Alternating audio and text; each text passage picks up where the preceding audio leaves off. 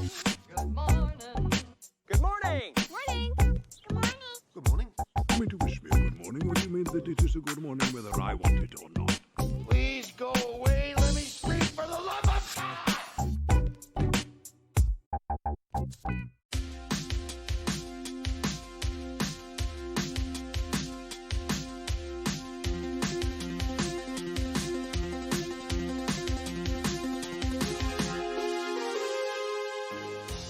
Some transformative action to kick us off this week. Let's get the week started right. Hey everyone, good morning, good afternoon, evening, wherever you are in the world. Thank you for hitting play. This is Good Movie Monday, the weekly podcast dedicated to nerdy cinematic ramblings. My name is Glenn Cochran, and it's freaking awesome to be with you this week. I spoke too soon last week though. I did think Ben would be back by now, but I was a week off.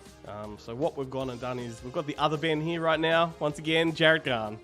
How are you, mate?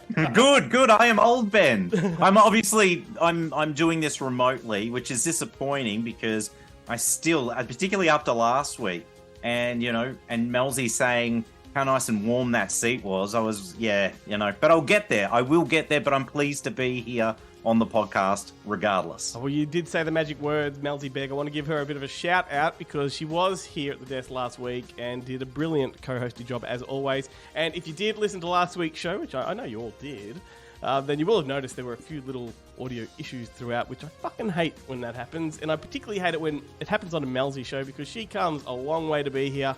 And that's always a bit disappointing. But it was a fun episode nevertheless. And of course, she will be back in a few weeks' time for her regular monthly spot on the show. So, yeah, shout out to Melzi. She's awesome. And anyway, what are you up to, mate? How's things with you? Good. I'm just preparing at the moment for Monster Fest Weekender 3D. We're just a little less than 2 weeks out from our launch in Melbourne. So I've been working like a madman on everything from trailers for the festival to little image assets, to copy, to dealing with the cinemas themselves. So it's coming up and it's dominating my entire life at the moment. Well, I'm going to pick your brain about that in just a moment. Let's get some of the formalities out of the way. Just want to give everybody the confirmation. This is the week that you want to be listening because this is we've got 2 interviews lined up for you this week. In fact, this is the first episode of a 2-part Transformer theme. So Transformers Rise of the Beast is in cinemas, and I've spoken to a handful of people involved with the film. So coming up today, I'm going to be chatting with the Hollywood producer, Lorenzo the Bonaventura, and the director, Stephen Caple Jr. And yes, I got that name out in one hit for once. Good work, man. Thank you, Good sir. work. Thank you. And yeah, so I think they've put together possibly the best of the Transformers installments, or of the sequels anyway. It's a fantastic film, and I don't say that lightly. You're allowed to talk about it now, aren't you? Because for a while there, you were embargoed as to what you said about the film, but now you can talk freely and openly. Definitely talk freely, and I will talk about it in a little bit. But next week's show, we're going to have the interviews with the lead actors. So Anthony Ramos and Dominic Fishback are going to be chatting all about the film, and they're a lot of fun as well. So some great conversations coming up. I'm particularly thrilled about today's with Lorenzo because he's the producer, and this guy's made some massive fucking movies, and he's good fun. So yeah, so there you go. So you've listened to the right show this week, and also we'd like to invite you and encourage you to go to our socials and hit up all those pages, like, share, comment, all of that. Recruit for us, get your friends on board. Spread the word. Good Movie Monday's where it's at. But before we do kick into the rest of the show, let's talk about that business with Monster, mate. What's this weekend all about?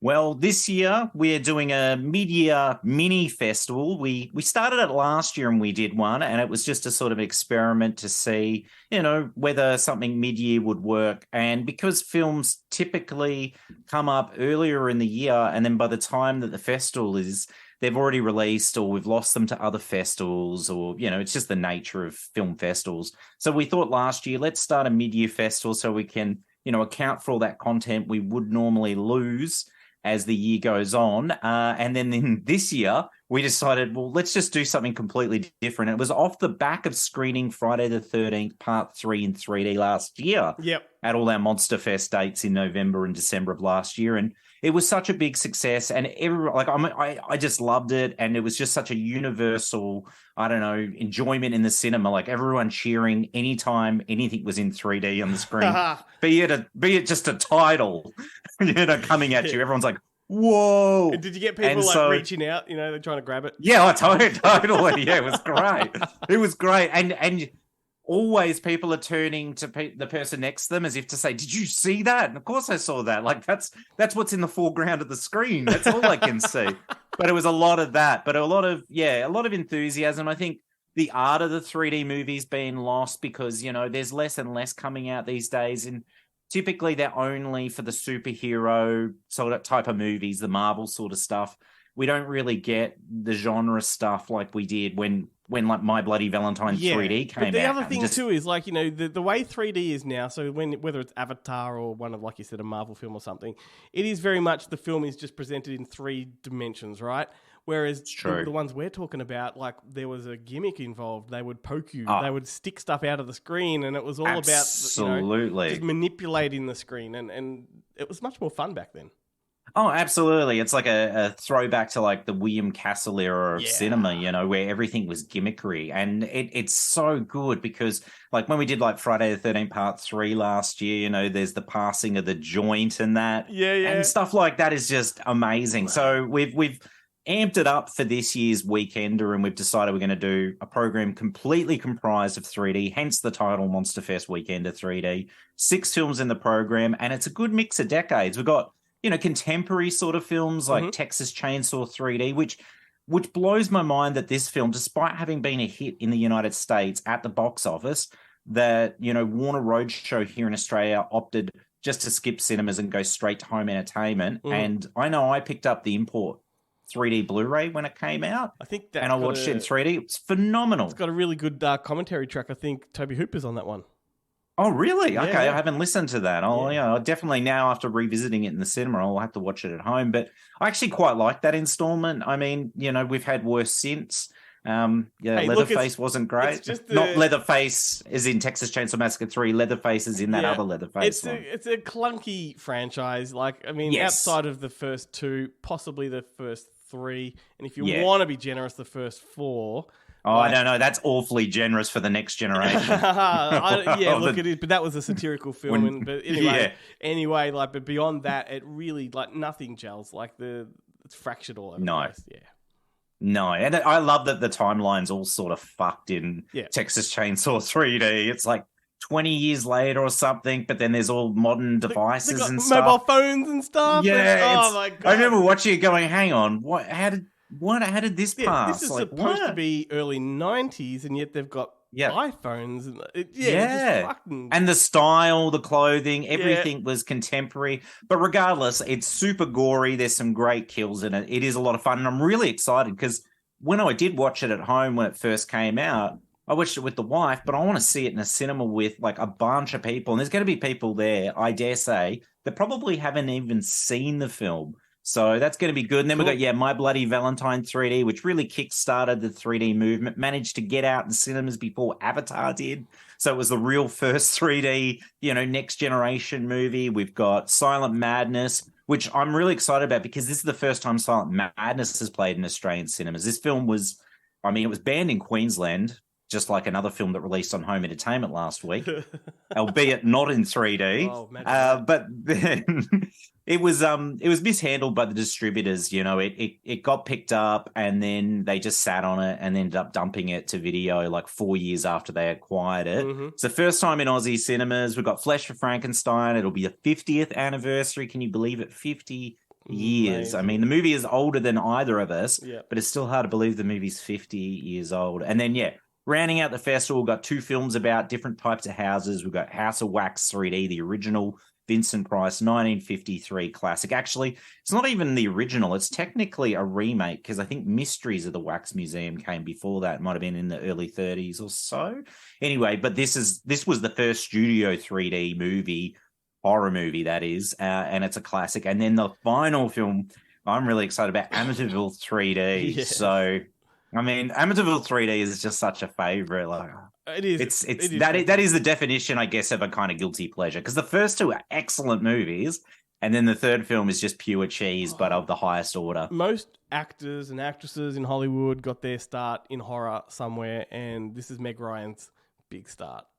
It's true. And yeah. Laurie Loughlin as well. My She's in goodness. there as well. And she looks magnificent. God bless her. Pre-incarceration, obviously, because she served some time only a couple years ago for that whole college scandal, you know. Well, there's entrance scandal. another very clunky franchise for sure, but that's that's a franchise that has so many Amityville titles in it that aren't even really part of the franchise. Like they've True. gone to space. They've probably been in the hood just like the Leprechaun. Like it's Amityville. Oh, they've literally been. I think there's Amityville Karen, Amityville Toilet. Yeah. They're just. And there's been like, I reckon in the last 3-4 years there has been probably upward of 20 Amityville films. Yeah. But the beauty of the third one too is it was produced by Dino De Laurentiis, but because he didn't want to pay for licensing rights to the original story and all of this.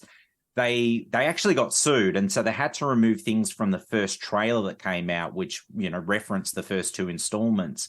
But yeah, so it was a bit of a slippery beast. But the beauty of it is, this is the one that opened up, to make all of these shameless cash-in movies. Yep. So Totally. yeah, I love it. I really like the Amityville franchise whilst it was still like connected. Like number 4, I think there's the Evil Within, or like number 5. Like it was a good, strong franchise. Dollhouse, the one with the mirror. Yep. I can't even remember the time. The titles. I've got like a box set full of them. But yeah, I'm a fan of I love all those DTV Amityville films from the late 80s, early 90s. They're terrific. Definitely. Hey, what was the do you remember what the first 3D movie you ever saw in a cinema was?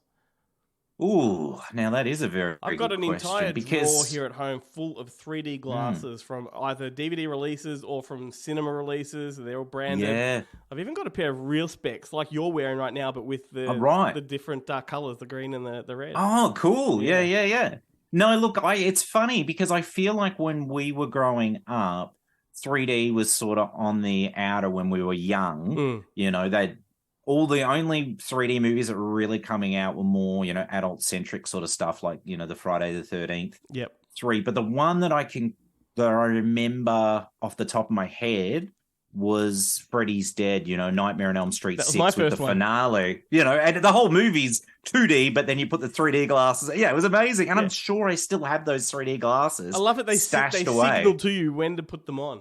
Yes, it was. It felt like one of those books that you had from your childhood. And when you hear the chimes ring, it's time to turn the page. Yeah. But yeah, that was wild. I remember my little mind was blown. I think I was like 11 or 12 when that movie came out. I remember that whole experience. The signal in that, it might have been Breckenmeyer or somebody in that movie, they pick up their own 3D glasses. Yes, and they hold them up. Right. They hold them up, right, as if they're about to put them on, but they get distracted in conversation. So they're holding them for a good 20, 30 seconds, giving you the signal. When I put these on, you put yours on.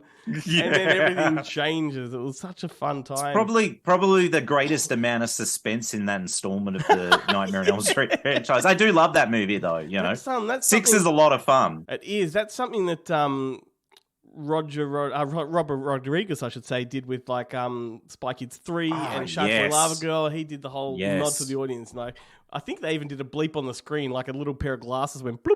It's like like a cigarette burn or something. Yeah. I remember seeing Spy Kids 3D theatrically. I think that one was called Game Over or something.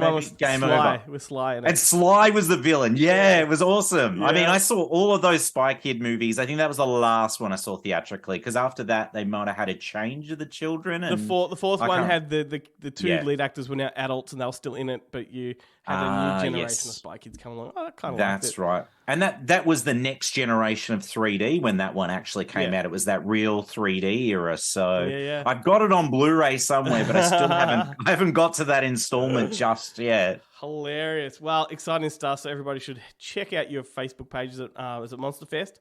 And, yes, head to Monster Fest and you'll find all the details either on the website or the socials. I mean, July 7th to 9th in Melbourne at Cinema Nova. And then we're doing Brisbane, Sydney, Adelaide and Perth at Event Cinema locations. And that's July 14th to 16th, so the following week. So you've got a little bit of time. So you'll hear everyone in Melbourne hopefully talk it up and then you'll be like, I've got to get in on this. All right, folks, let's do that Newsly thing, and let's do it pretty fast this week. Get the Newsly app, go to newsly.me, download it onto your phone. It is a super app. You can listen to our podcast there, as well as every other podcast that's available, as well as all of the highest trending news articles from around the world. Newsly goes to 80 different countries and grabs all of the highest trending stuff, puts it into your phone, and reads the news back to you in a natural human voice, which is clearly very handy when you are doing things and you can't read. You might be driving, you could be running, you might be a lazy son of a bitch, just like me. Newsly has you covered. They also have a premium service, and we can get you an entire month for free if you want to give that a go. So download newsly.me, upgrade, use the code Monday without the O, MNDAY. Bob's your uncle. Back to the show. Alrighty, well, Jarrett, while we've got you here, we may as well talk about some home ent releases. Well, I don't want to disappoint you, Glenn, but there is only one major release coming out this week. It's going to be a quick segment. Well, yes and no, because I do have some news. Excellent. But it's Avatar, The Way of Water. It's coming out on all the formats, you know. Yeah, it's like this film actually did have a proper window where they did the theatrical, they did the premium VOD, then it went to Disney Plus. Now it's coming out in physical media. So it had a window, but the one thing it didn't have is sort of much, I guess, prep time to announce it. It just sort of like, I think it was like 3 weeks ago they announced, it's coming out on home entertainment in 3 weeks. They embargoed the shit out of this one, right? So I can say from experience from where I work that we really needed the title. We needed to have the release dates on hand so we could factor in a lot of things in publication. They didn't give us that until the day before we had to hit the press type of thing, and it's a very tricky thing to promote when you're not given anything, and I feel like it's to their detriment because the punters aren't on board with any of it.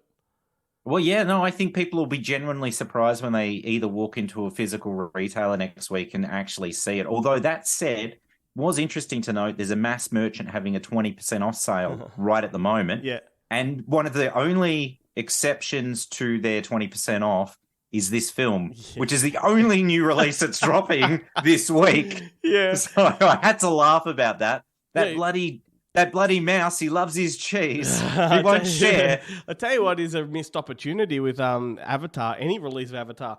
Back in the day, we would have VHS releases like The Craze, and you'd get that blobby sort of liquid in the cover. Avatar needs to do a liquid cover. Mate, that would be amazing. I know. That, I'd be tempted to buy it if it had some sort of watery, jelly glittery in it, novelty cover. Yeah, absolutely. Like the old Overboard VHS cover, which had the water that splashed about. Very cool. Yeah. But that one's coming out. It's coming out, like I said, on 4K Blu-ray, DVD. But here's a kicker as well, because it's coming out on Blu-ray 3D, which is a bit of a rarity these days. There's very few films that come out on 3D Blu-ray. There's a company in Australia called Random Access Media that do some of the Sony or Universal Sony titles in 3D that don't go to mass merchants, like one of the I think all the recent Jurassic Park films have been released in 3D, but you can't generally get them at your JBs. You get them through a mob like this. So there's hardly anyone doing this because the fact is most modern TVs don't support 3D anyway. You'd have to be watching on a TV from 5 or more years ago. Yeah. But they're not doing a pack that includes 3D, Blu-ray, and 4K. No, if you want, you have to buy both. But I guess if you're buying Avatar: The Way of Water on home entertainment, you're a sucker. But anyway, look, they have loaded these things with special features, Glenn. There's something like there's a multi-part documentary on the Way of Water, which is like a 14-part featurette. So it's pretty extensive, called Inside Pandora's Box. But then I know. And then there's another one, right? That's got another 5 featurettes that's called like More from Pandora's Box. It sounds like it's an Emmanuel in Paris or Emmanuel in Africa type thing. And then I think it's rounded out by The Weeknd's music video and a couple trailers and whatnot. But yeah, so that's happening, and then they're obviously releasing Avatar on 4K for the first time to tie in with that, along with a reissue on Blu-ray and DVD, and I think Blu-ray 3D as well. But all I can say is, James, now that we've got these out of the way, and you pushed Avatar back until like 2026 or something, could we just get True Lies in the Abyss? Look, I'll settle for Blu-ray, mate. I don't even need 4K for them. I'd love 4K for them, but I will settle for Blu-ray because at this point in time, I just want the films in high definition. For a bloke that is so obsessed with quality, Yeah. As a filmmaker like him, I don't know how I would feel about knowing that two of my best and biggest films Yeah. exist in the poorest formats. Absolutely. And to know that they're aging out in terms of not the films, becoming sort of stale or old, but generations not having access to see these films, so that when they finally do come out, it's really, it's only going to be about a 50%, share of the market. But you do have so many like new people that come on board to James Cameron. Like it might be even the third or fourth Avatar film that comes along. They discover this filmmaker. They do a little bit of a dive down the rabbit hole. Yeah, discover his old films and then realize that, oh, hang on a second, this movie, The Abyss, is kind of like all the other movies he's done. And True Lies is, like that's an action movie I've never seen. Yeah, before. It just makes no sense to me at all. Oh, it makes very little sense. And, it'll be like us when we were looking up films that were harder to get, like Under the Rainbow or whatever with Chevy Chase and Carrie Fisher. And you're like, okay, the reason you can't get it is because the movie flopped. It was pretty universally panned. But in the instance of these, if kids are looking them up, they're going to be like, these movies made a lot of money and are beloved. Yeah. Why are they not available? That's like, right. What is the deal? Yeah. I mean, it's pretty cool that James is now tied in with Disney because, it's all about the vault. That's true. It's all about the vault. But I mean, also consider that The Abyss, he went to all the effort to do his director's cut, the special edition. Yes. Which was a big absolutely. deal at the time when DVD was the Huge. leading format. That was a massive release. Huge. And but interestingly, obviously they've got this sunken submarine that's gone to explore. Yep. And did you see on the news that James Cameron's come out and he's being interviewed about it? And I can't help but feel he's yeah, I know that he's been down there and he's done the movie, obviously, the Titanic. I can't help but feel he's doing it as subtle press for the home entertainment release of The Way of Water almost. He's like, I'll just put myself back out there because I'm the go-to person to speak about this stuff. But if it was between films and I'm, busy in post-production, I wouldn't be coming out. But I've got a movie coming out on home entertainment this week. Well, I mean, this would have been the perfect opportunity to get The Abyss out there, that's for sure. Bloody oath. Yeah, I reckon. Well, Titanic, because Titanic's due to come out in 4K pretty soon. I think that one, the date might have leaked for. So, because they did the theatrical re-release of it. I think it was either late last year or early this year, but that's due to come.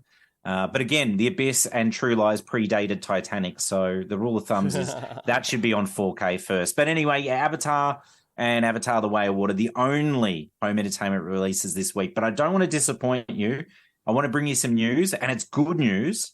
It's Roadshow are digging back into that Warner catalog to celebrate the Warner 100th anniversary. So I think it's July 16, we're going to see 3 new classic Warner titles make it to 4K. The first one's the one I'm most excited about. Yep. National Lampoon's Vacation. I know. God, yes. Oh, wait. Please. Which is amazing because that means we only need European Vacation, and then we have the best of the series on 4K. I still want a definitive series.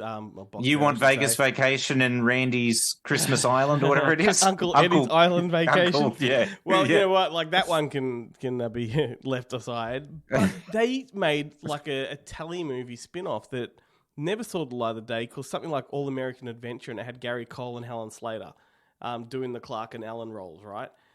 Yes. But it's never seen the light of day. It's this mystery movie. Does it exist? Does it not? I think there's TV spots for it, but I want that resurrected and put into a box set. I want Hotel Hell to be put in the box set, for fuck's sake. Like, I just totally love this franchise. I agreed, but unfortunately Warner are only putting it on 4K. It'll have a new 4K scan. It'll have HDR and Dolby Vision, but there is no new special features. All legacy content, which is fine because, look, at least it's getting released on 4K. But yeah, it would be nice to see a little more, especially now that Chevy is doing more, more events. Like he's actually doing conventions. And, he caught up with Randy Quaid. I was about to say that. Amazing. Randy Quaid is back on the scene in, some social... I mean, he hasn't gone anywhere. If you're tenacious enough like I am to follow him on social media, he's always been here. He's just not... He's on the fringes, let's say. But this recent week or the week just gone, him and Chevy Chase have gotten together at a con, taken some photos, some videos, and I'm like, far out. Like, it is just a match made in heaven, I tell you what. It's incredible. Like, it's a real joy. So, yeah, I would love to see now that, and while Chevy's around, because, I mean, he's not getting any younger, and he has had some, incidents in the past, health incidents. He is looking so it good, would be though, good to at the get his moment. thoughts. He's looking better Yeah, he's looking. now He's than he has in a long slimmed time. down and looking healthy. Yeah, If anybody listening to this show happens to have a line directly to Randy Quaid, please reach out. Tell him we want him on the show. I've been pursuing this guy for fucking ever, and he is my ultimate dream guest to have on Good Movie Monday, Randy Quaid. I mean, if I can get bigger guests that we've had fucking Robert Duvall. We can get Randy Quaid. Come on. I think the boneheads are the ones that are going to have to make it happen for us. I mean, they've got an in. They could, they're in with the convention circuit. It could happen. I'm not so sure that they have the same level of appreciation. Let's just put it that way. Okay, yeah, right. But there are two other titles. So two other Warner titles coming out through Roadshow. We've got Rio Bravo, which is excellent, classic Western. And then the last one is the last of the 3 James Dean films. Like we've already had Giant and Rebel Without a Cause. Now we're finally getting Easter Eden released on 4K. Nice. So they're all coming out mid-July, July 16th from memory. Then the only other title I want to mention is coming out on September 6th, is the one that I think that rather sort of just, I don't know why it didn't do money at the box office, because people love Nicolas Cage, people love Nicholas Hoult. But Renfield, and it was excellent. I really dug it. It was gory, it was funny, it was action-packed, but it made $0. And luckily we're getting a Blu-ray locally, because typically if it doesn't make any money, they'll do the Violent Night and just release it on DVD. I know. This whole just on DVD thing is getting a little bit frustrating, isn't it? Like, I just heard the other day that Polite Society's only getting the DVD release. And that's a big, glossy, Bollywood-style, Matrix-y kind of action movie. It's a film that's got a visual flair to it. Like, that's the thing. And the sound as well, because the thing people forget is it's not only just the visuals, but these DVDs, they only have, lossy audio. So it's heavily compressed. Yep. It's not lossless audio. So, so much of the good stuff is lost when you watch something on DVD. Yeah, it's dumbfounding. It's dumbfounding when it's a movie like that, because you're almost like, why bother even releasing a DVD? Just do it digitally, because the people that will want it will probably want to see it looking schmicko and sounding schmicko. But I don't know. It's an unusual business, the old home entertainment business. But anyway, that's all the news and all the home entertainment, everything that I have for you this week. Well, how old are you, little one? She was born without a tongue, Clark. But don't you worry about her. She whistles like a bird and eats like a horse.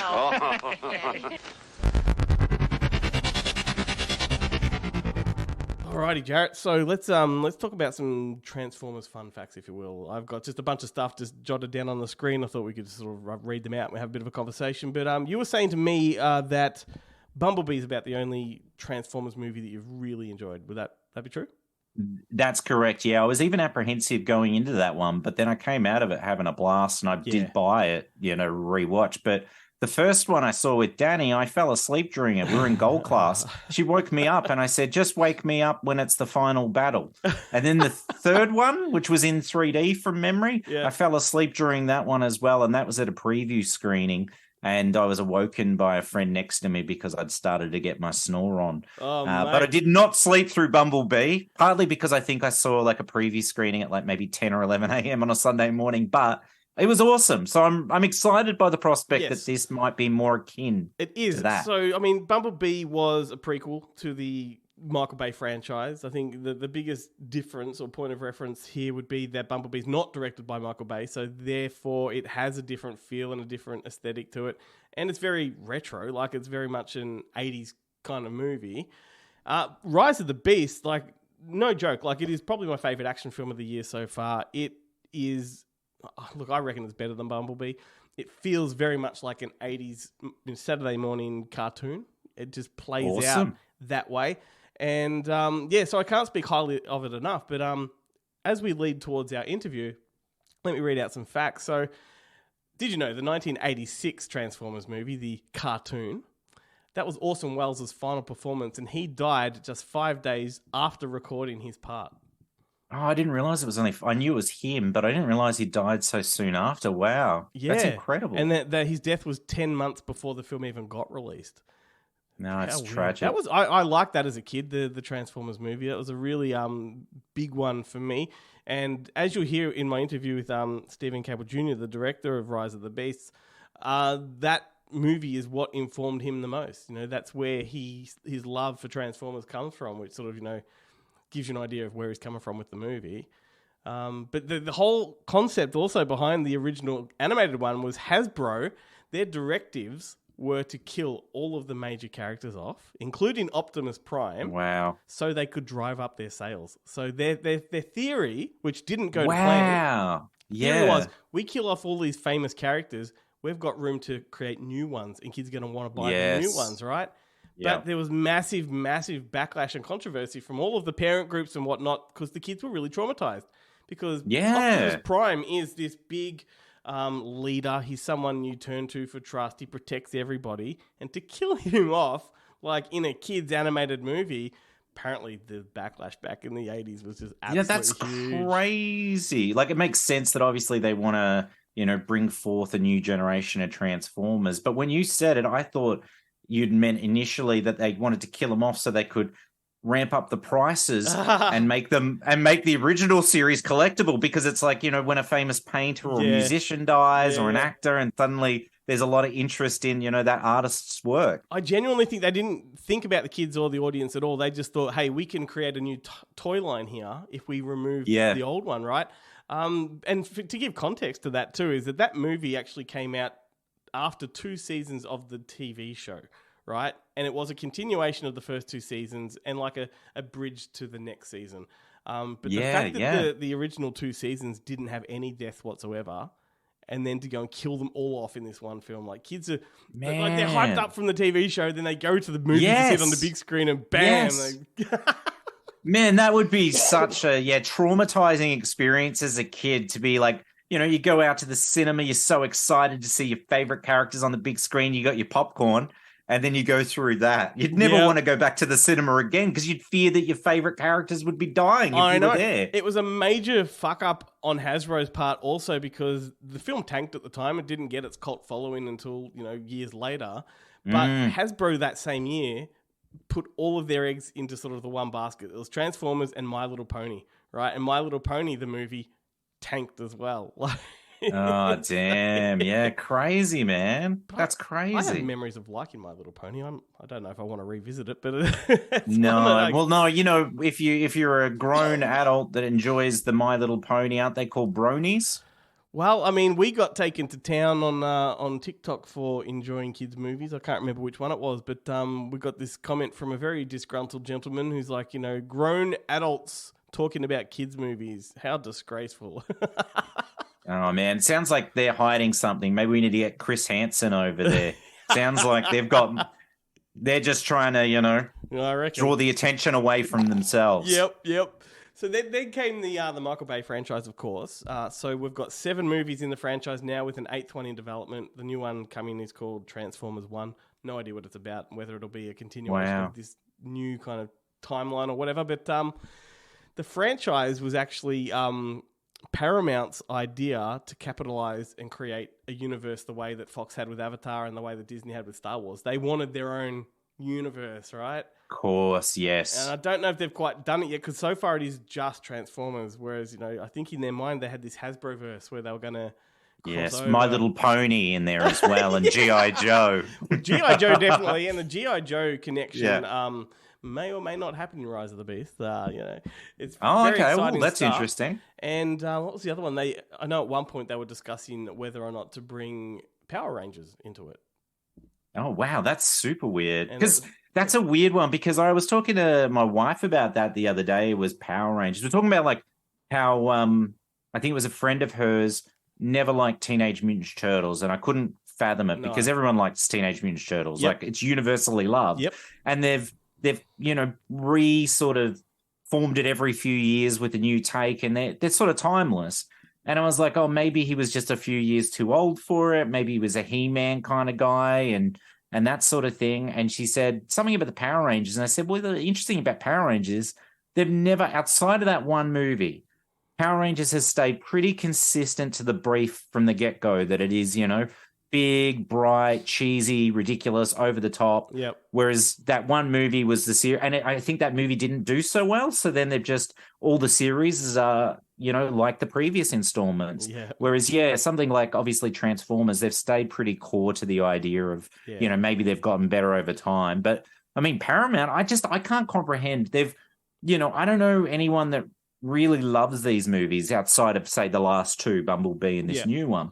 But they made money. They make money every time they come out. It's like, no matter if someone was disappointed with Michael Bay's last one, they were still going out to the cinema to see the next one. I get a lot of reality checks, because you and I work in the area of film, whether it's distribution or whatever. We just talk film all the time, and we're talking with people that have a specific knowledge of film. And, and that is our existence. And yet I will then go off to like another family event or another friend's event where it's people that don't revolve in our circles. And the conversations just blow me away because I can't fathom how they don't know certain things, right? And, yes. And, for example, I had a conversation recently about The Little Mermaid, right? Which I thought was a very average film, and there's all the reasons why it shouldn't be made and why Disney shouldn't be doing live action adaptations, blah, blah, blah. The kind of conversations you and I would have on a daily basis if we could, right? And yet what I was getting was, no, we loved it. And it was like, what was so bad about it? And like, why didn't you like it? And I'm like, I'm trying to explain all these things and they're not not comprehending. Right. And so there is this massive world of people that will go to Transformers, they'll go to Avatar. I appreciate that. They love what's being offered. And it's the same with, I think this is us showing our age because we grew up in a time before Marvel dominated, right? And so Absolutely. Marvel have kind of, they've actually, they're like the Pied Piper of Hamelin. They've taken an entire generation of children, led them astray with shiny things. And now those kids who were born after the MCU began know nothing but big shiny movies. It's true. Yeah, absolutely. And won't invest in new IPs. It has to be something that's descended from something else directly. Yeah. They won't go for something new. But you could have any kids now that are, well, how old's the MCU now? We're like 11, 12, 13, 13 years, something? Was Iron Man the first one? So that was like, what, 2007 maybe? Or 2008 maybe? Yeah. Yeah. Around about that time. So kids of that age are now in high school. Right? Yeah. That were born around that time and they have known nothing but superheroes. So if they're presented with a movie where there are no magic powers, there are no costumes that are, cape related or, no big CGI finale, I don't know what they expect from cinema. That is all they know. So, I mean, I get it. Like, I get why these people and these movies make money because it's the norm now. And we're just old. It's a sad reality. I have one of my neighbors, I know a lot of my neighbors in my neighborhood because they'd be taking the dog out for a walk or getting a coffee. So I do talk to the neighbors quite a bit, something I'd never done pre-COVID, but I'm all about it now. But I was talking to a neighbor who was saying, I really want to see Guardians 3. And I said, I'm dying to see it. Like, I'm probably going to have to wait till it comes to physical because the sessions, are really bad at the moment in terms of trying to catch it. And he goes, a mate saw it, and he said it's the best film he's ever seen. This is a grown man saying this.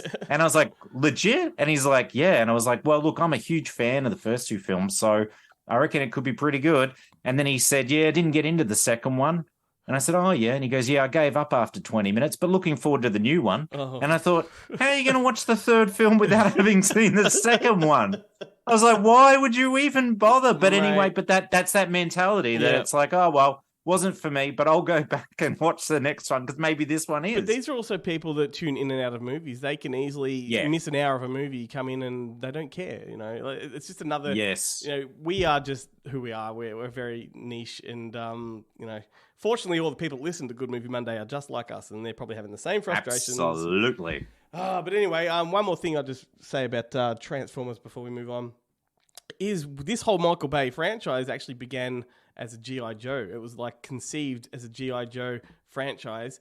With Paramount had suggested that, but Don Murphy was the producer at the time. The great Don Murphy. Oh yes, of course, yeah. But Jerry Bruckheimer and Don Murphy. That's right. Yeah. So Murphy Simpson. That's right. The whole problem with the G.I. Joe thing was at the time they were trying to get it off the ground is when the Iraq War broke out, and so they didn't want the negative connotation with military and kids watching movies. So that's when Hasbro said, well, hey, how about you do Transformers instead?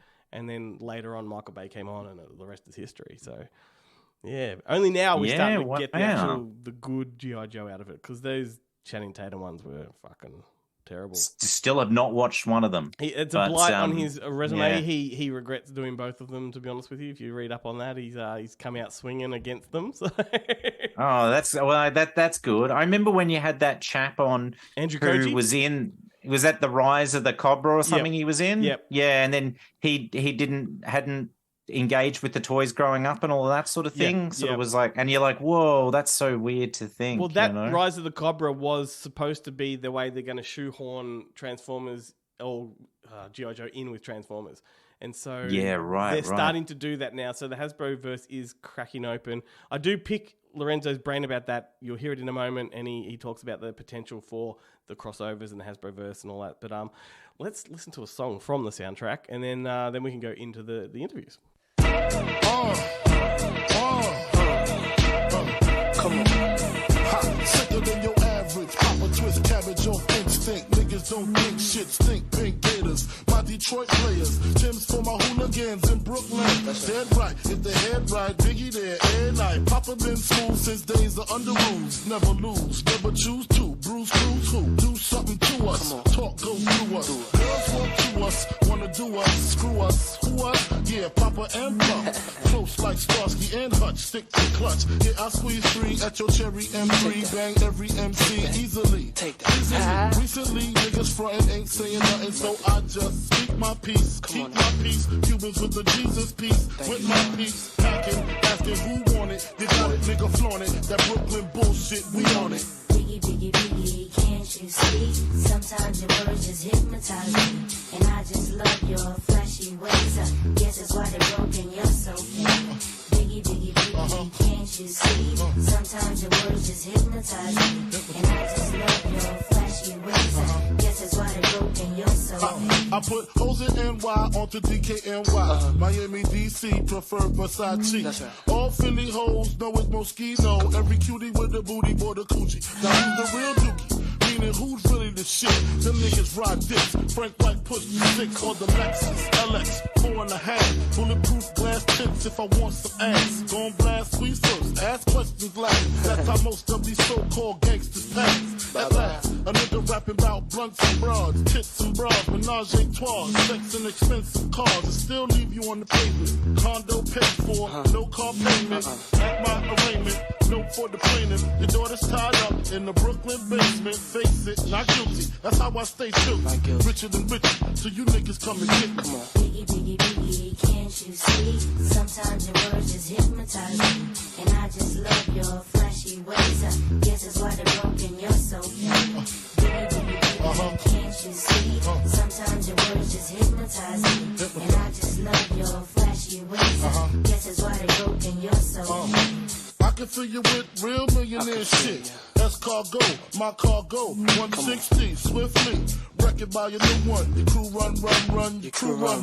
I know you sick of this name brand nigga with flows. Girls say he's sweet like licorice. So get with this, nigga, it's easy. Girlfriend, here's a bitch. Call me round 10, come through, have sex on rough, that's Persian. Come up to your job, hit you while you're working, for certain. Papa freaking, not speaking, leave that ass leaking like rapper demo. Tell them who, take their clothes off slowly. Kill them with the force like Kobe, dick black like Kobe, watch me roam like Romy. Lucky they don't owe me, where to say show me, homie.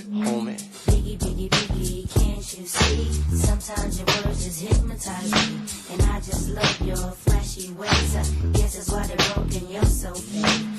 Biggie, biggie, biggie, can't you see? Sometimes your words just hypnotize me. And I just love your flashy ways. I guess that's why they're broken, you're so fake. Biggie, biggie, biggie, can't you see? Sometimes your words just hypnotize me. And I just love your flashy ways. I guess that's why they're broken, you're so fake. Biggie, biggie, biggie, can't you see? Sometimes your words just hypnotize me. And I just love your flashy ways. I guess that's why they're broken, you're so fake. Biggie, biggie, biggie, can't you see? Sometimes your words just hypnotize me. And I just love your flashy ways. You can't call that anything but classic. It's Hypnotized by Notorious B.I.G. Man, what a soundtrack! What a soundtrack that Rise of the Beast is. Like, if there's one major strength, it is the soundtrack. Like, you know, and if it wasn't for it being a hip hop soundtrack, I'd say this movie is pure rock and roll.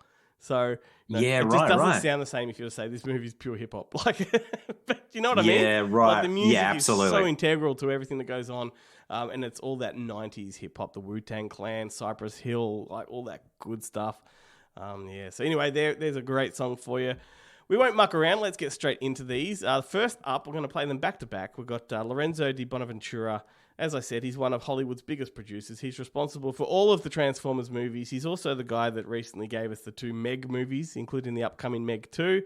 He did Red, Salt. He was the guy behind the 2019 Pet Sematary and the upcoming sequel to that.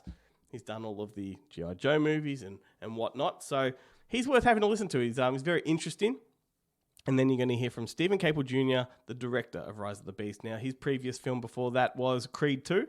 So if you like Creed 2, he's a good mind to pick because he's into the drama as well as the action. But one thing I'll note about the Stephen Caple Jr. interview is that he was in transit when I was talking to him. So he was driving his car. So if he sounds like he's in the middle of traffic, he is. So, Maybe he was in a Transformer at the time. Oh, no. Hey, give us your best Transformer in person. Like, can you do a sound? No. Sorry, on the spot. Because I tell you what. Do any of them do like a fart noise? I could do one of those with my mouth or my armpit. When I was doing Comic-Con with Chloe, like I mentioned that I had just seen the film and she instantly went into the noise. I'm like, I wish I could do that. She did the whole like, I'd see in my mind, I can do this more than meets the eye.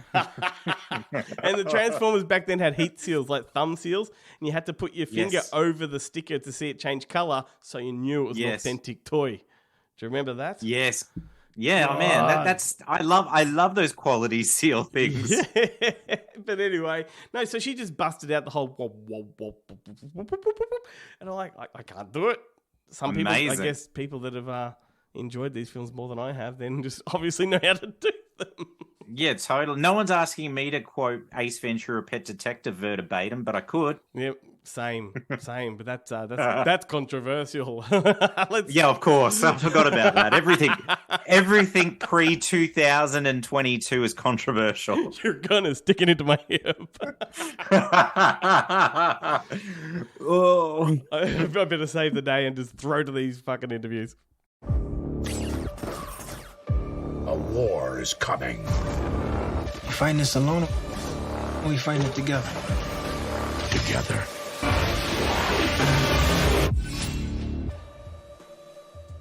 Thanks for taking time. Fantastic to be chatting with you, mate. Pleasure.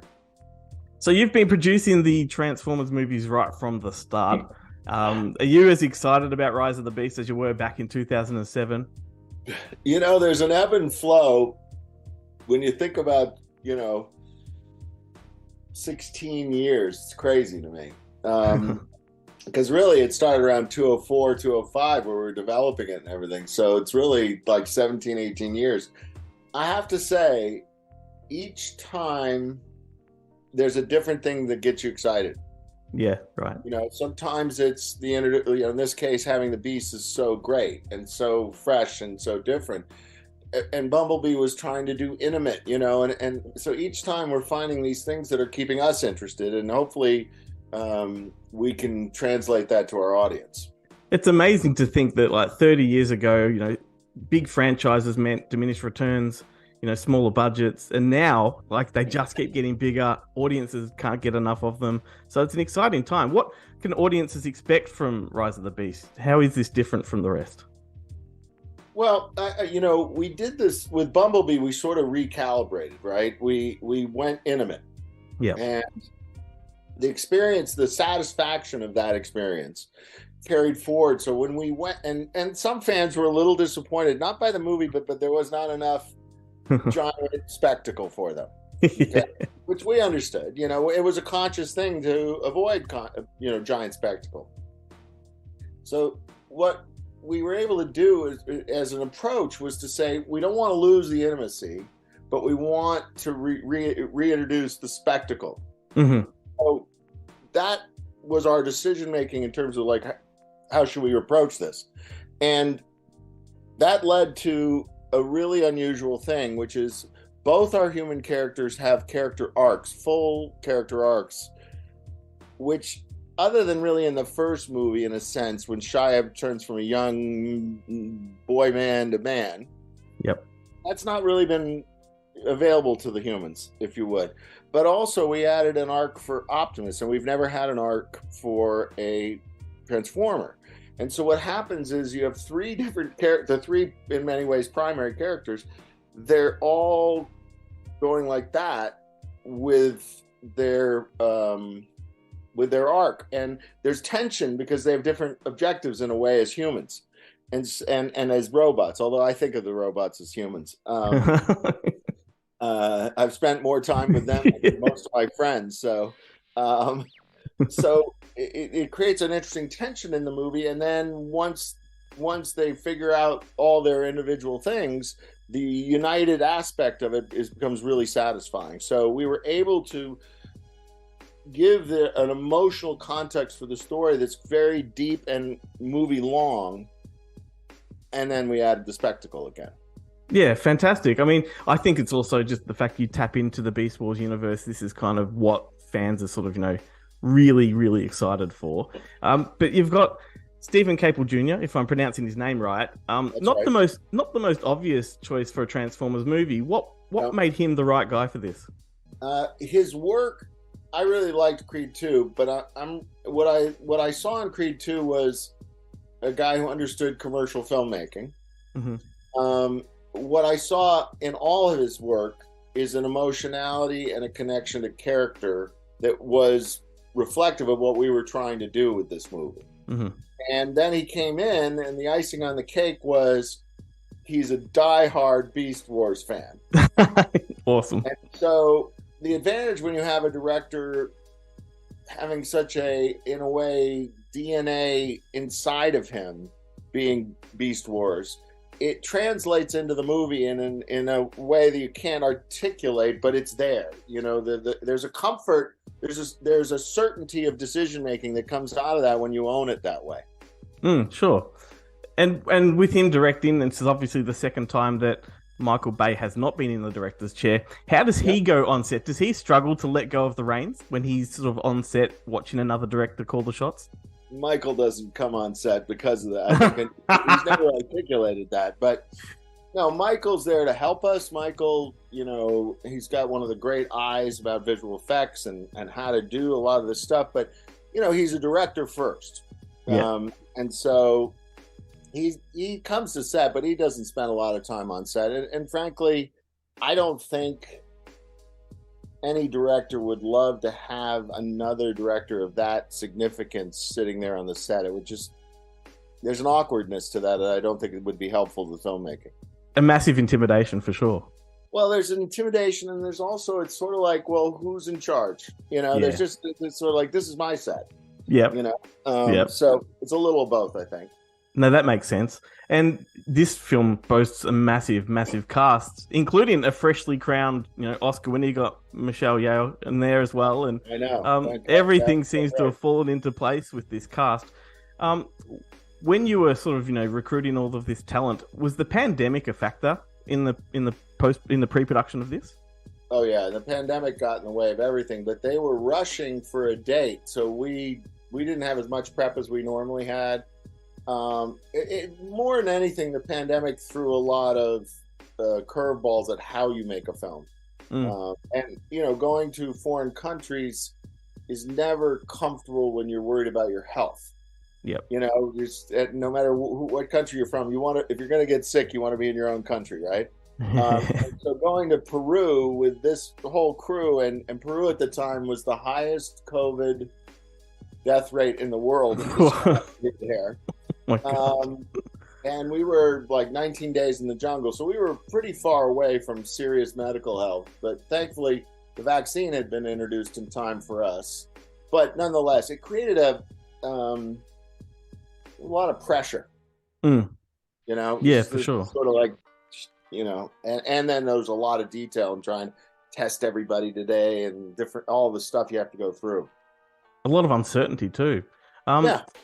So when you're filming a big Hollywood production like this over in a place like that, how much of the crew is American? Do you have to rely on any local crew? Is there laws in place there for requirements? Each country, what's been fun about the Transformers series is we've got to work with Egyptian crews, Jordan crews, French crews, British, like, and Peruvian now. Generally speaking, it depends on the country and the sophistication of the film industry. Like a big surprise was Egypt they had such a phenomenally good crew. We didn't know what to expect one way or another. Peru doesn't have a big entertainment business, so they don't have a lot of crew. That said, one of our really important ADs, we had a couple ADs that were Peruvian that were really valuable, so we had crew, and you have a lot of cast there. So you are absolutely integrating as much as you can of the locals. You know? And we had shot originally in Montreal, so we had Canadians, we had Americans, we had we had an Australian, which happened to be my wife. There you go. There you go. So I'm half Australian. That's what I always say. Awesome. You're down with the lingo. Yeah. In fact, I was in Byron Bay for this last Christmas, which was great. Amazing. Yeah. Amazing. Awesome. Well, before I let you run, just want to ask you about the Hasbro universe. This is tapping into Beast Wars. Is this universe going to burst open to people moving forward? Will we see crossovers? What? You can't tell me too much, but what would the vision be? Here's the truth. It's so hard to make one of these that we don't spend a lot of time thinking about what's next because there's so much to try to make excellent now. Yeah. That said, we're absolutely talked about different kinds of crossovers. For instance, we talked about the Beasts for probably 2 or 3 movies. The trick with the Beasts was they're not like the Autobots where they can turn into a car and just sit in a city and they can, you know what I mean? So you had to figure out a story that could hold them. And so what happened is, and we always try to take you on an adventure when we go to these on our movies, which is part of the fun of it, I think. When we were debating our story, we were like, well, if we go to Peru, I wanted to go to Machu Picchu, so I won that battle. We can introduce the beasts in the jungle because then they feel like, oh, there's a natural reason. One of the things that's hard in the past, we've seen it, and in this one you've seen it, you think to yourself, okay, now that we're almost done this movie, now is when we begin to really think about what did we do here and what did it create. And there are always surprises, and in this case, Primal, I almost can't imagine a movie again, a Transformers movie, without Primal. Yeah. It's such a cool character. So then you start saying to yourself, all right, if we do another movie, how do we put Primal into it? You know what I mean? And I always say Optimus and Bumblebee are sort of like Batman and Robin. What are you going to do? Make a Batman movie without Batman and Robin? You know what I mean? It's like... Yeah.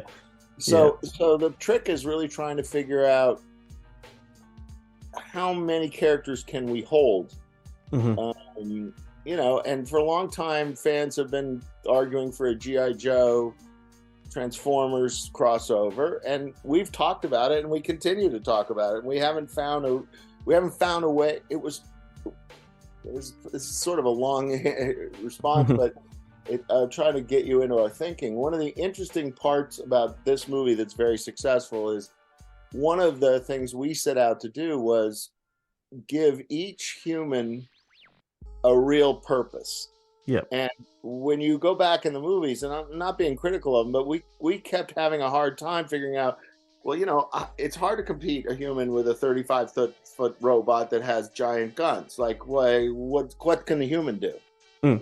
So we designed the movie to make sure the human's skill sets were imperative to the actual storytelling so that they never feel like an add-on. Yeah. So now you got all, imagine this. You think about your next movie. You got to have Optimus, you got to have Bumblebee. When you see this movie, you're going to love Mirage. Mirage crushes. Pete Davidson was some of the smartest casting we've ever done. Again, surprise. We thought he'd be good. He knocks it out of the park. Awesome.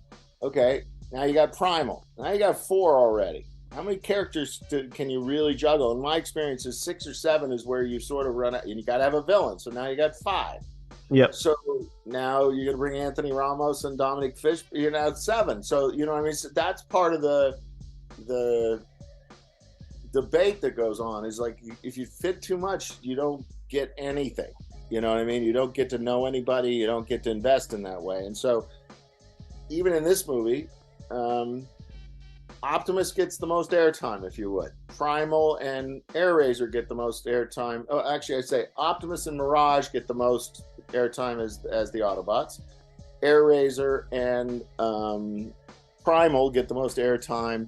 That's not to say the other characters aren't important, but you just can't give anybody any significance if you just try to divide it. So that's what happens. So as we think about the next movie, we're in a sense, we've got a feast of riches, but they're a burden because, like, how many can we put in this movie and where are we going to all that? But we figure it out eventually. Well, that speaks volumes for the integrity of the series, because that's what I was going to say. Is quite often when you get to a 6th or 7th installment in a franchise, the fatigue starts to set in with an audience. But in this case, it doesn't. And the way you did recalibrate with Bumblebee was just, genius, if you will, because it really changed the style and the atmosphere of the franchise. So Bumblebee's certainly been my favorite, so I'm really looking forward to this new one. Good. I'm glad. I love Bumblebee. Bumblebee's my favorite character. So. Yeah, it's just a fantastic film, so I'm looking forward to this one. But thanks so much for taking the time to chat. Really appreciate it. Nice to talk to you. Where are you calling from, by the way? I'm in Melbourne.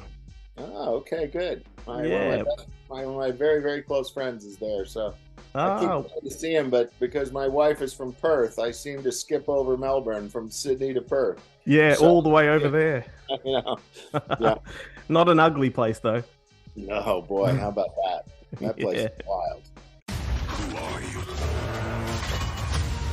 We are the Maximals, and we have the power to fight what's coming. What the hell are those? Let's end this. Hi, Stephen. How are you? I'm good, Glenn. How are you? Yes, I'm doing good. What I want to ask you right off the bat, Creed 2 to Transformers, how daunting is that when you first land the gig? How daunting is it? You know what? It's not that daunting, given the fact that I feel like, we had success with Creed 2, and I do understand the ins and outs and the nuances of carrying on a franchise. So I can't say it was daunting. There's a lot of excitement behind it, but I think we served the movie really well, man. And I think it's kind of easier when you're a fan, so you know what the audiences want a little bit, and yeah, I think we lived up to that. So I can't say it was necessarily daunting. I think more so the shoot days were probably more daunting. And traveling across the world, I was not ready for that. That was new. That was different. Well, I'm going to ask you about that in a moment. But before I get into the film, one other thing I want to ask is, can you talk me through those first few days of signing onto this project? You're doing Rise of the Beasts. Do you park yourself on the couch and just immerse yourself in the franchise? Yeah, I didn't have to so much with this one because, again, I knew so much about the franchise, and it felt like a long time coming. I kind of spoke this thing into existence a while ago. This is one of the franchises I really wanted to dive into. But, yeah, I think where it comes out, like when it starts to get real, it's immersing yourself, creating a bubble, finding your umph in it. I think trying to find a voice in a franchise is more of a tough thing to do. And so a lot of that comes out through character, right? And so, like, a lot of it became, like, how do I make my own imprint with designing characters that sort of fit me and people could remember. Just like Mirage came about, and Optimus Primal, and Scourge, where I was able to implement a lot of me into the film, and then trying to stay true to the franchise as well, to the lore itself. So dabbling between lore and sort of like what I want to bring into characters was kind of like the big research, of it all. That makes sense. It does. Do you feel like you had a clean slate given that the franchise kind of recalibrated with Bumblebee? A little bit. I mean, I do and I don't. I think I feel like, similar to the, franchises like, Star Wars and things like that, where there can be a clean slate, but you're still abiding by certain rules that were set up or the timeline that was set up. I definitely wanted to make sure that when you watch this movie, you can connect it to Bumblebee and you connect it to what Bay did. We're like in that in-between space where it's like it's a standalone, but yet it can thread everything together in a really cool way. So Yeah, right. Yeah, I was speaking to Lorenzo last week, and he mentioned the fact that Michael Bay sort of stepped well back and didn't sort of come onto set or anything like that. Did you feel his spectre looming over you? Was that intimidating? No, not at all. Michael Bay, he wasn't intimidating at all. Actually, he's very helpful. The Bayham is real in terms of like his experience and like creating like a sort of chaotic imagery, right? Like in terms of like action sequences and things like that, and I asked him for advice in that, and trying to like create those kind of environments, because when you do that on set, and trying to create action, it just helps. But beyond that, no, it wasn't intimidating. It was fun at times, like the new Bumblebee design or the new vehicle, what I'm adding to it, and how I'm paying like homage to what he set up, but then how I'm going a new direction with it. And it was just like, I don't want to say two kids talking about film, but it really was, two fans like really getting together and collaborating and talking about, all right, how can I do this in visual effects, and what has he learned in his experiences, like he would talk about like, having too many robots can be an issue in post, that kind of thing. And I'm like, oh, okay. So combining personalities together or creating a more thorough route. So stuff like that was super helpful, but he wasn't on set a lot. He only came to set, I think, in Peru to hang out and check out some of our cool locations. Yeah, cool. So I'm talking to you now, and I can tell that you mentioned being a fan all along. Were you a Hasbro kid though? Like, was this the kind of franchise you were into as a child? Yeah, I was into Transformers as a child for sure. The first one was the 1986 feature film version.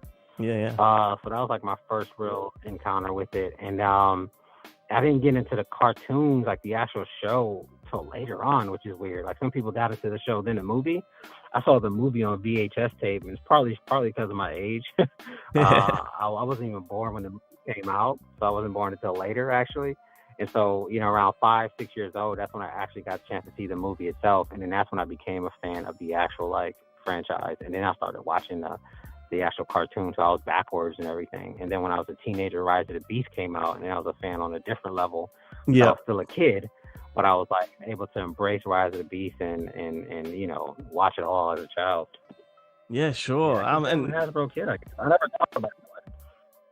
Yeah, well, that's right. I mean, and this whole Hasbro universe is potentially going to burst open moving forward. It's pretty exciting for people of I'm sort of your generation. It's exciting because it's our childhood coming to life on the big screen. It's fantastic. No, yeah, for sure, and I'm excited to be a part of that. Moving forward and expanding, especially with Transformers. I felt like we've been kind of keeping it, I don't necessarily say narrow, but like it's just so much more to the franchise and the world of Transformers, like different planets, different factions, and the whole nine. So like to be able to step out and really be the first project out of Transformers lineup to like go outside of the Autobots and Decepticons is really cool, by introducing the Terracons and the Maximals and things like that. So I just feel like there's a lot more to explore with the franchise in the IP. Absolutely. And I have two more questions for you. First one being, just from a filmmaker's perspective, your previous movies are very heavily drama based. Is there a fundamental difference going from those drama films to something that's very special effects heavy? Fundamental difference, a bit. I mean, there is when you're pulling from your talent, like the actual actors that are there on set. And there's a lot of drama in the movie. I think that's what I'm kind of bringing to the table. Okay, there's gotcha. A lot of drama. There's a lot of tension. Yeah, there's a lot of tension, and there's a lot of like robots emoting and having arcs, right? And so like, it's usually you'll find those things on set, and then play with it in post, right, and edit it and shape it.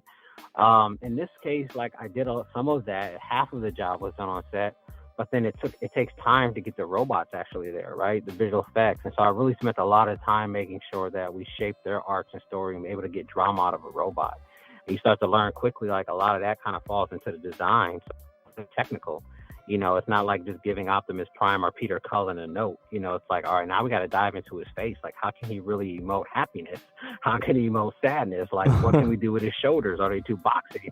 Like, those kind of things you don't think about on set, or with an actual actor. Like, you give them a note, you kind of give them a direction, but in post, it starts to get more technical to try to find that rhythm and try to make, to create drama out of these robots that are technically cars and nothing but metal, you know? Yeah, the fact that you've put sort of that depth there makes it very exciting, and I can't wait to watch it. And finally, I just wanted to ask you, you mentioned Michael Bay visiting you in Peru. You shot on all kinds of locations and crazy places around the world. What was your favorite place to shoot, and what was the hardest place to shoot? Oh, damn, that's a great question. So the hardest place to shoot in general was Peru. My favorite place to shoot was actually Peru. It was really cool. The reason why it was hard to shoot in Peru had nothing to do with crew. The crew in Peru was amazing, man. You know, not many. We might be the first, honestly, in terms of a big production to go out in Peru. They shot a lot of independent films and smaller local things there, but like in terms of like a Transformers, a big, huge like Hollywood film, I think we were the first. But the crew was totally professional. But location-wise, man, we shot on top of Machu Picchu, you know, and it was such an amazing, beautiful location, but it was really hard because we had to first get up all the way in the mountains. We were in the Andes at this point, and you're up there shooting, and you're dealing with altitude, so it was tough for actors to act without running out of breath, running in action scenes, and then on top of that, we just couldn't bring in much equipment up there, you know, because everything is sacred. Everything has been there for years. The ruins are so beautiful. You don't want to like destroy anything. So we had to lug our own equipment up there and try to really fit 30-foot robots without a crane and stuff like that. So that was really challenging. And then you just had clouds, just, you know, sets and takes and setup, where you would be shooting for 2 minutes and all of a sudden you have to, you know, cameras down for about 45 because you're literally high up in the altitudes and within the clouds, and you have mist and everything just take over, and we can't even see in front of each other like 5 feet or to the next person. So that was challenging. But again, Machu Picchu sort of opened the door for us, and it was a very like beautiful situation, you know, and relationship. So like, you know, another home for Transformers in terms of what we were able to pull off there and how much they've allowed us to shoot there, which is great. That's amazing. I mean, if I didn't want to, you know, watch this movie already, I'm very excited for it now. So thanks so much for taking some time to chat with me. It's my pleasure, mate. Oh, pleasure, Glenn. Thank you, man. Welcome to Bonehead Weekly Fun Size. Today we're talking about movies or sequences in movies that have terrible, terrible physics. Neil deGrasse Tyson does not support these pictures. No, he doesn't. You know, I'm going to do one that you know, I loved it as a kid. I still enjoy it. Don't get me wrong. It's a classic film, but there is a problem with physics in one of the most iconic scenes. You see, Chad, you may believe that a man will fly, but the problem with Superman is he's the man of steel. Yeah. Now, when Lois falls from the helicopter, she is subject to something that we, Chad, call gravity. Yeah. 9.8 meters per second downward. Watch the film. She falls for 11 seconds. Now, if you know anything about that, that means that she is achieving a speed that she is falling at a rate of about 230 miles per hour. Her speed downward by that time, because she speeds up as she falls. Now, Chad, don't get me wrong. I know what you're thinking, Chad. James, you've forgotten wind resistance. Valid. That actually would mean it would slow her down because of resistance against her body. She would be at 170 miles per hour. Now, Chad, here's the problem with that. Superman is flying up to catch her. What happens when you're moving at 174 miles per hour and you hit anything, even if it's the arms of a guy that's going to save you? You splatter your internal organs. Yes. She would have died on impact when he tried to save her. I honestly, when I said this topic, I didn't think James would actually bring physical math into this, you bastard. I was a physics major till I found out I couldn't do the math beyond calculating speed. So then we can't trust that you picked a good scene. Yeah. Yeah. You just admitted it. I'm going to do... I said calculating speed. 9.8 meters per second, Chad. Look it up. Indiana Jones, and we're going to do an Indiana Jones film in the Kingdom of the Crystal Skull. Now, I stole this from the Den of Geeks, so I want to give them full, because a lot of people talk about nuking the fridge and whatnot in that movie, and I get it. But the actual bullshit physics is that Cate Blanchett is in one of those Soviet cars doing 102 driving. There is no way that Shia LaBeouf as Mutt Lang or whoever he's playing can swing with those monkeys to catch up with that car. Yeah, that's true. It just isn't possible. Now, let's notice, boys, that I took out that the man is swinging with monkeys. Yeah. Didn't even bother with that. Let's just go ahead and accept that nonsense. It's dumb as hell. But he can't catch up with that car. That's always bothered me about that film, because I'm like, how is he swinging that fast? At most, he's swinging maybe 3 miles an hour. People talk about JFK, the movie JFK, the famous scene, back into the left. Back into the left. But what that movie should really be talking about, the dick shot from RoboCop. There is no way physically that can happen. Go back and watch the movie. You can shoot a dick. The gentleman, the man in charge, the man holding the woman is clearly holding her up in the air near his I don't head. think we call the rapist the man in charge, Chad. Keep going. Well, he's got a knife on her. He's in charge.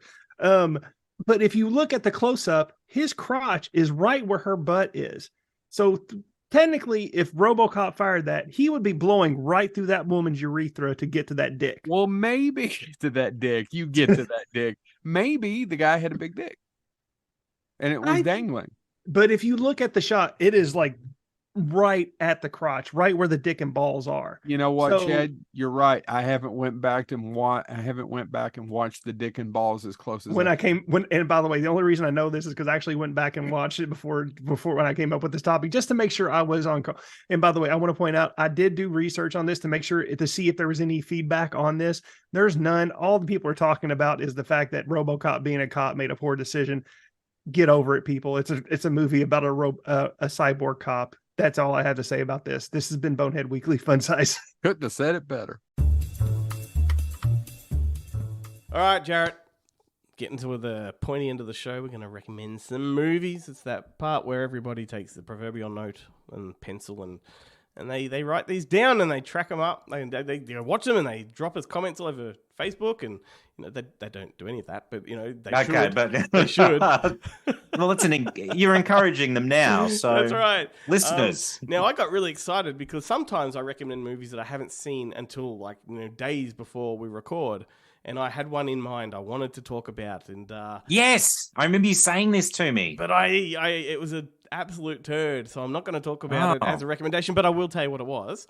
So what was it? Let me get to it. I think it's safe to say that you and I are fans of the director J. Lee Thompson, the guy that did King Solomon's Mines, Firewalker, Death Wish 4. And if you go way back in his career, he did stuff like Guns of Navarone, Cape Fear, two of the Planet of the Apes movies.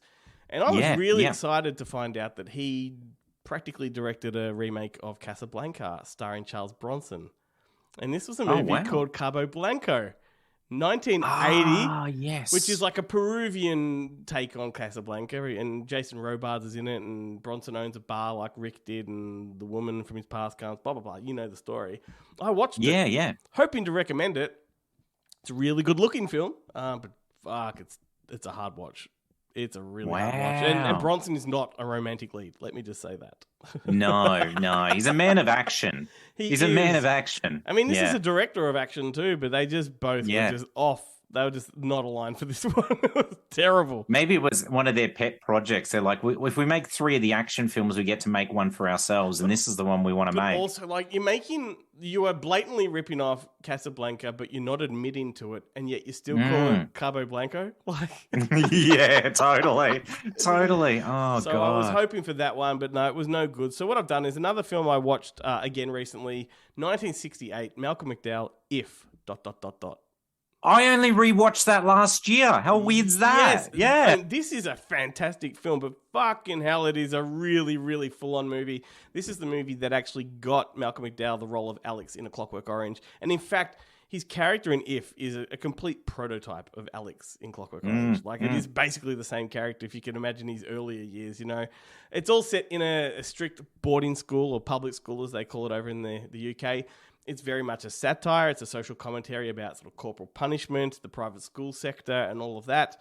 But the satire is carried with a very straight face. Even though things that are going on in the film are funny, like almost in a Porky's way, the way these boys are carrying on. It's very frat housey. But this movie is fucking grim, and I forgot how grim it was until I rewatched it. And it's notorious for being banned in all kinds of places when it came out. We've got to remember this was 1968. So not only was it really, really violent, which I'll talk about in a minute, it was full of full frontal nudity, like women and whatnot. Like apparently the original cut had lots of male full frontal nudity of the boys in the shower room. But the compromise was for the director to get the female nudity on camera, which he felt was more important as far as, I guess, a bit of shock value, but also just pushing envelopes. Absolutely. He had to compromise and lose the sausage, right? So, But once again, 1968, think about that. So Malcolm McDowell's character, he's a bit of a juvenile delinquent. He sort of leads the boys astray in this private school.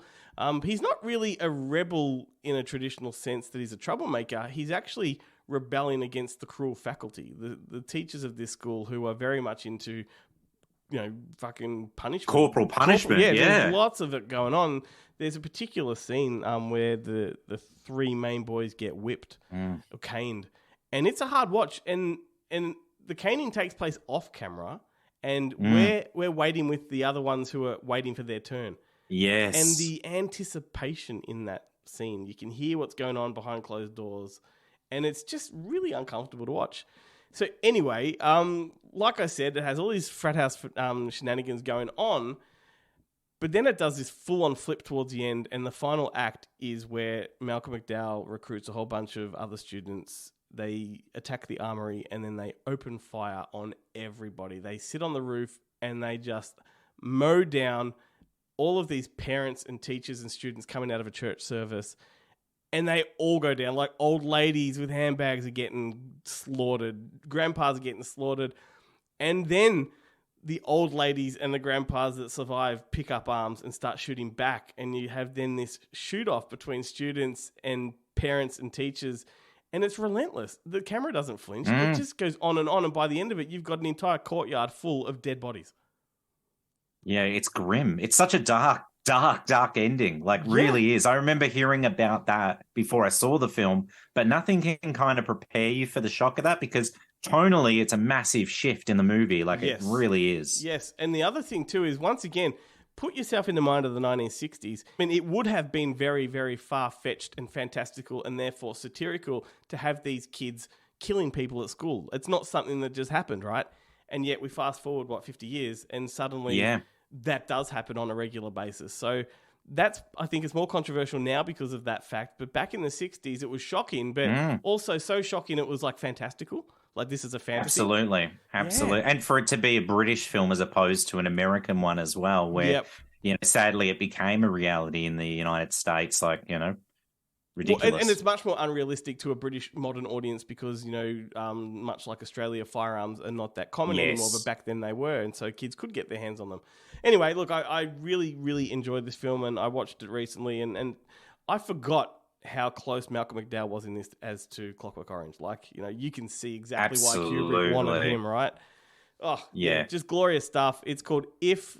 with ... 4 dots after it. That's the actual title. Check it out. It's on streaming platforms. I think it might be on YouTube for free. It looks like it's taken from a Blu-ray because it's a very clean cut. But I've got the Masters of Cinema UK release, I think, of the film, and the director went on to do another 2 films that are part of the unofficial trilogy. I think there's Oh Lucky Man, and then the last one I think might be Britannia Hospital. And I've never seen Britannia Hospital. It's a film that I've got it in the cupboard and I can't wait to watch it eventually, but that's one I've been wanting to see, I don't know, for I feel like maybe close to 30 years or something, maybe longer actually, 35 years. Yeah. I saw the art for it and images from it, but I've been meaning to check it out. So yeah, I got to follow it up, but yeah, If, dark as fuck. Yep, absolutely. So there's my recommendation. And the way I recommend it is you watch 10 minutes of Cabo Blanco and then switch over to If. It's wise choice. All right, mate. Palate cleanser, if you will. That's right. My pick for this week's recommendation, funnily enough, is kind of tied to the whole Transformers thing, but not at the same time, because there is a transformation as such in this movie, just not like kind of a machine, mechanical kind of one. It's not Tetsuo and it's not real steel. No, it's neither of those. It's Desperately Seeking Susan from 1985. Oh my God. Whoa, Yes. I remember watching that late at night along with like a double feature with Something Wild. Yeah, of course. Well, Rosanna Arquette in a bath. Yes. Hello. So if anyone's not familiar with this movie, I'll briefly go over the plot. And it follows Roberta, who's like a really disenchanted housewife that's looking for a bit of adventure, and adventure comes her way. She's sustains a head injury, suffers from amnesia, and then assumes the identity of Susan, who is sort of a bit of a wayward woman who travels, back and forth, couch surfing and, having different sort of relationships in different cities with different guys. But she's also being pursued by a crook that's played by Will Patton, or as I like to call Will Patton, Will Male Patton Baldness. And he's crowning in this one. But he's pursuing Susan because Susan's in possession of these priceless ancient Egyptian earrings, unbeknownst to her that these are this priceless artifact. So he's pursuing her, but he believes that Roberta is Susan because Roberta's assumed Susan's persona. Yep. And there's romance, there's hijinks. There's all sorts of fun to be found in this movie. It even has Madonna. Yep. And Madonna's actually playing Susan in this movie. And she was cast in this movie, funnily enough, before she broke the charts with Like a Virgin and, Borderline and whatever else came after that. But a great scene in this movie is Madonna dancing as her character, Susan, but dancing to a Madonna song in a nightclub, Into the Groove, which was the single from the film. But yeah, it's a lot of fun, and it's in the vein of that same year, 1985, there was the Martin Scorsese film that I love, After Hours, came out, an escalation comedy, also with Rosanna Arquette, and it's very similar in nature to that you have one small event that spirals into the next, and then, the domino effect. But it's a lot of fun. But I've got some wild trivia for you, man. There's some great cameos in this movie. By up-and-coming actors. Like, you've got John Turturro, who was quite young, young in the piece, hadn't really broken out as an actor at that point in time. He's super easy to recognize, and he's in the movie quite a bit. But the one that really shocked me, that I found out after I watched the movie, and I had to go back and rewatch the clip to see if I could, kind of make him out, is there's a street sort of hustler that's selling sort of, hats and sunglasses on the street. And that actor is actually none other than the Chicken Man himself from Breaking Bad and Better Call Saul. You know who I'm talking about? I'm Carlos talking Esposito? about... Yes, Giancarlo Esposito. And that one blew my mind. And I was like, man, this guy's been acting for a long time. It took a long time for the guy to get a break. He's the main crazy guy in Do the Right Thing. Yes, of course, Do the Right Thing. Yeah, absolutely. Yeah, that was a breakout. The massive role for him. Yeah, cool. Massive. And John Turturro, funnily enough, is in Do the Right Thing That's as right. well. Yep. I guess because they're New York movies, and that's what I did want to mention. This is very much a slice of New York in the early to mid 80s. It's got a super punk rock vibe to it, and that's because the director of it, Susan Siedelman, she directed Smithereens like in 1982, so a few years prior to this. But yeah, there's punk rock all about. Even on the soundtrack, you got Iggy Pop, Lust for Life playing at a point in time in this movie. It was such an interesting time because this was a time when a lot of the hotshot up-and-coming directors were music video directors because music videos were the new format, right? And so the movie started taking on a very trendy music video kind of vibe, and the labels were trying to crowbar their talent into the film. So that's why Madonna's in this. And I remember, I think about this one of the movies I wanted to recommend a few weeks ago, I rewatched and realized once again how shit it was, so I didn't, was Vibes with Cyndi Lauper. I know. I love it, but it is an awful movie. Yeah, right. So, it is awful. But I feel so sorry for Cyndi Lauper because Madonna and her have been competing pretty much their entire careers. Madonna's always had the leg up. I actually prefer Cyndi Lauper. I think she's got more talent, and I think her music has a little bit more oomph to it. And I agree. And so Madonna gets a movie like this. It does, reasonably well. It gets a legacy. And then Cyndi Lauper was stuck with Vibes, and that is an absolute trash fire. It's a travesty, but I think the only thing that sort of balanced it out was the fact that Madonna's gone on to be in like countless movies since, like over 15 features with prominent roles too. Yeah. But arguably this is the best film, that she's been in, or at least the best performance she's had in any of the roles she's been in. But at least Cyndi Lauper had Life with Mikey with Michael J. Fox. So there's that. Actually, didn't that have an alternate title that's called Life with Mikey? But I can't remember. It had another title. Yeah, maybe it's not the Concierge. Yeah. Or, no, No. the other one, no. Michael J. Fox had some trouble with his films being retitled. Yeah. But funnily enough, I think I saw Life with Mikey. I saw theatrically. Whether it was released as that here in Australia or whether that was the American title, I can't recall. Yeah. I can't remember what it was. But anyway, Cyndi Lauper, God bless her. Yep. She is a absolute treasure. Hey, I she's mean, aging her- gracefully. She's aging gracefully. Let's put it that way. And Yeah. that to me gives her, that trumps what Madonna is doing and looking like these Oh, days. So. yeah, I know. That was the most shocking part of watching Madonna in Desperately Seeking Susan. And I watched it with my wife, and it came sort of a conversational point after the movie, was the fact that, Madonna was a pretty woman. Yep. And it would have been great to see her age gracefully because she is a pretty woman. Yep. She's got the Italian genes, Yep.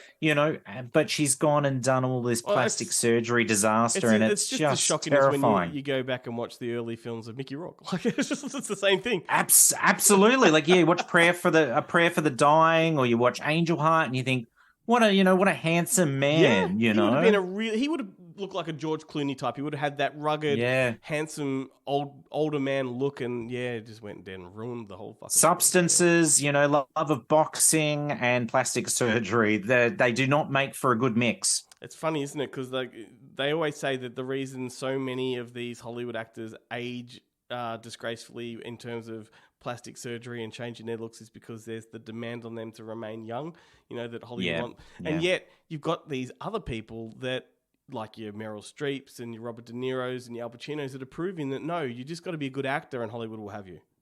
Absolutely, yeah. You look at Diane Keaton, Candice Bergen, all of these actresses that have, and then go on to do these book club type movies or 80 for Brady and all this sort of nonsense. But like Diane Keaton is still smoking hot. Yeah. Like, yeah, I'm sorry, but I love her. Like, I adore her. I think she's a fashion icon. She's just an icon of everything, and she's still so smoking hot. We need a Cyndi Lauper, Diane Keaton, like Thelma and Louise type of movie. Man, day one, I'm in. Yeah, see, again, why aren't we at the studios greenlighting these movies? I know. I'm all over it. I'm all over that. We need a way in, mate. We just need a way in.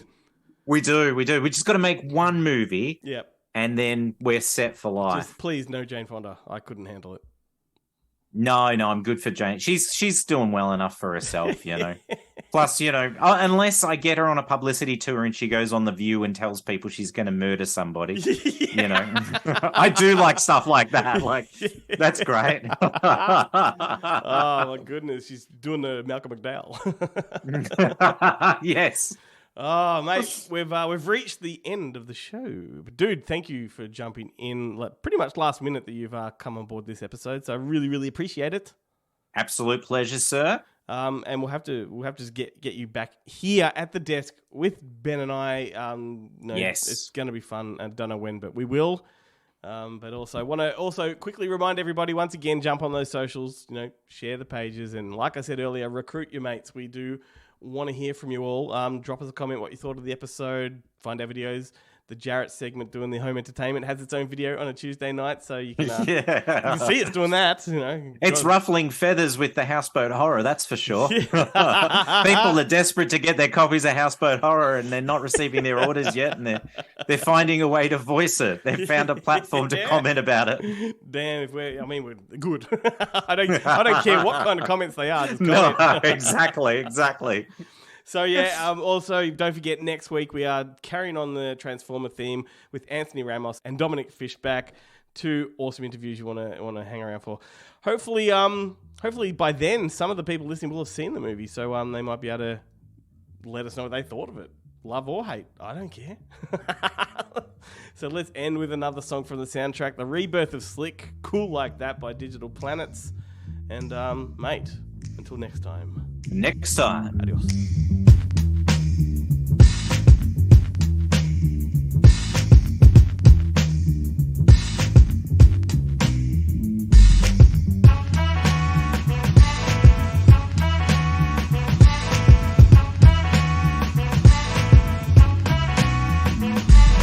Weak like the breeze prestige float straight out of our lids. Them, they got booed by these hard rock Brooklyn kids. Us floor rush when they DJ booming classics. You dig the crew on the fattest hip hop record. He tucks the kinks and sinks into the sounds. She frequents deep, fatter joints called undergrounds.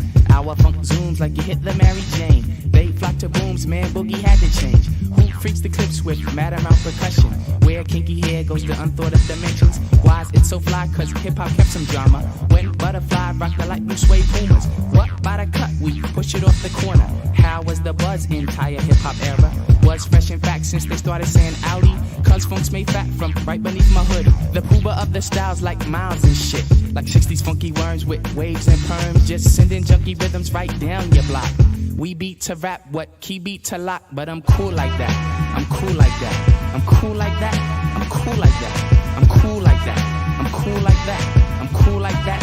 I'm cool. I'm cool. We beat the chocolates, taps on my raps. She innovates after sweeter cat naps. He at the funk club with the vibrate. Them they be crazy down with the 5 me. It can kick a plan, then a crowd burst. Me, I be digging it with the bug verse. Us, we be freaking till dawn, peace and I. He gets a stranger smile, so I say hi. What's up? Who understood? Yeah, understood the plans. Him heard of it and put it to his hands. What I just flip, let borders get loose. How to consume all the beaches like juice. If it's the shit, we'll lift it off the plastic. The babes will go spastic. Hip hop game's a classic. Pimp play a shot, it don't matter. I'm fatter, axe butter how I zone. Man, Cleopatra Jones. And I'm chill like that. I'm chill like that. I'm chill like that. I'm chill like that. I'm chill like that. I'm chill like that. I'm chill like that. I'm chill.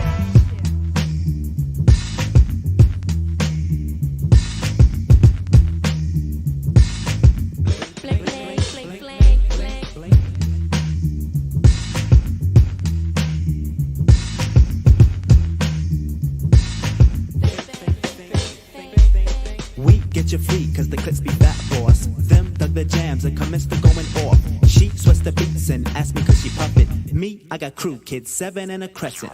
Us cause a buzz when a nickel bags are dealt. Him, that's my man with the asteroid belt.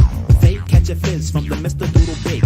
He rocks a tee from the Crooklyn 9 pigs. The rebirth the slick like my gangster stroll. The lyrics just like Luke come in stacks and rolls. You used to find the bug in a box with fade. Now he boogies up your stage, plats twist the braids. And I'm peace like that. I'm peace like that. I'm peace like that. I'm peace like that. I'm peace like that. I'm peace like that. I'm peace like that. I'm peace. Check it out, man. I groove like that. I'm smooth like that. I jive like that. I roll like that. Yeah, I'm thick like that. I stack like that. I'm down like that. I'm black like that. Yo, I funk like that. I'm fat like that. I'm in like that cause I swing like that. We jazz like that. We freak like that. We zoom like that. We out. We out. We out.